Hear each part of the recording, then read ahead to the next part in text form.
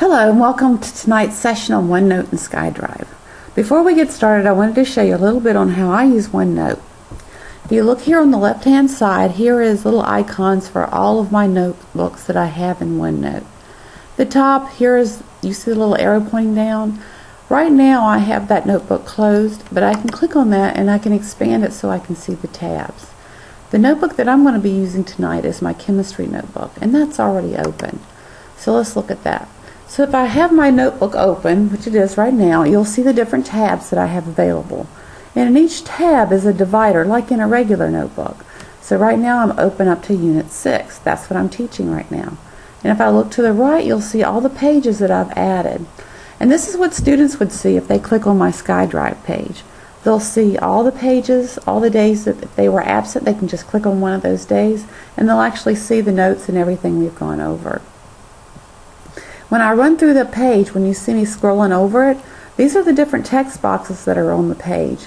So wherever you click, you can start typing right then, and it makes an actual text box. And then you can just right click on it and get rid of it. This is a screen clipping, a picture that I got off the internet, so I can insert screen clippings very easily using the screen clipping tool. Scrolling down, so right here I've inserted an actual video, and this is a video mole conversion, so that if the kids are absent, they can click on this and review how to do mole conversions. Here is a warm-up that I put for the students. I look over here, here's another screen clipping. Here's a picture of a mole map to help the kids with mole conversions. And then here's another text box on practice problems that we've done. And so what I do is I can put the answers down here below, so when I'm showing the students in class, they don't have to see the answers until I'm ready for them to see them.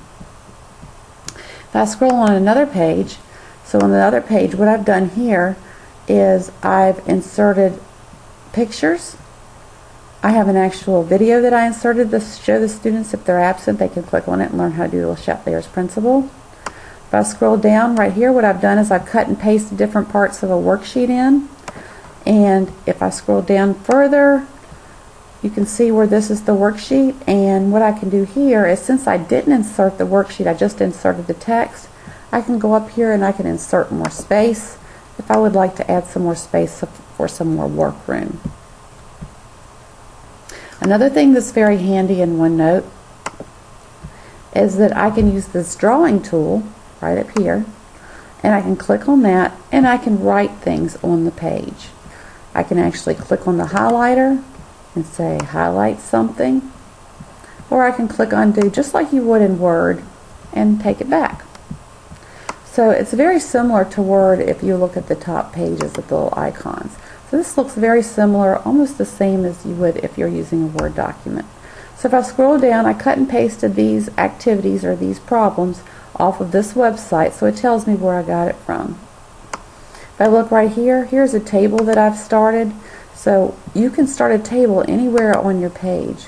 So all you would have to do is take your cursor, put it wherever you want, start typing, and then hit tab, and it starts your table. If you hit enter, it starts another row. So that makes it very convenient. OneNote will format the table for you.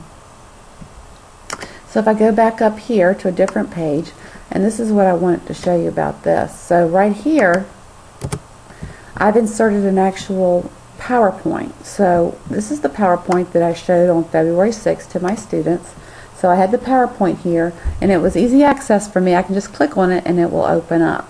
The students can't open it up from here because this is linked to my computer. So what I've done is I've put the PowerPoints on the Edline.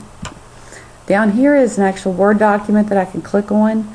It's the same as this worksheet, but at the time I was doing this in class, what I did was clicked on the icon here, and it pulled up the worksheet from Word, and then the kids could copy down the answers and things. So later, since I have some kids who are absent, I actually inserted the worksheet here. So I went to Insert, File Printout, because if you click the File Printout, then it'll actually insert the whole worksheet. Thing about inserting the worksheet this way is that you can make the worksheet larger or smaller, but you can't insert space because it inserts as a picture. So that's one disadvantage of doing that. But you can write on it, so you can insert your pen and write stuff if you want. Another advantage about OneNote is that you can actually insert audio. So if I wanted to go back and explain a particular thing, maybe empirical formulas, all I would have to do is go to Insert, Record Audio, and then it starts recording right away, starts recording your voice. And so you can record whatever you want to say on this particular page, explaining your notes or an activity, and then you would just click stop and it would stop recording, and now you have your recording right here on your page. If you didn't like the recording, all you have to do is right click on it and delete it, and it goes away. If you have a notebook over here that you want to get rid of, say you don't need that notebook anymore, so I'm going to look at this test. So I'm looking at Tech Tuesday. I've made this, and what I can do is I can click on it and collapse it, and so I don't have to see it. If I wanted to get rid of it altogether, I can right click and click close, and it will just go away. So let's go back to my chemistry notebook.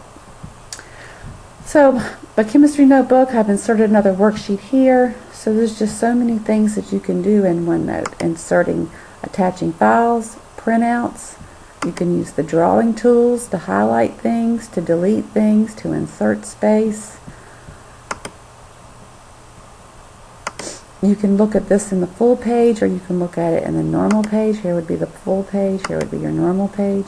So a lot of these icons up here are very user-friendly because it reminds you of Word. So that's all I wanted to show you tonight on the tutorial at the beginning.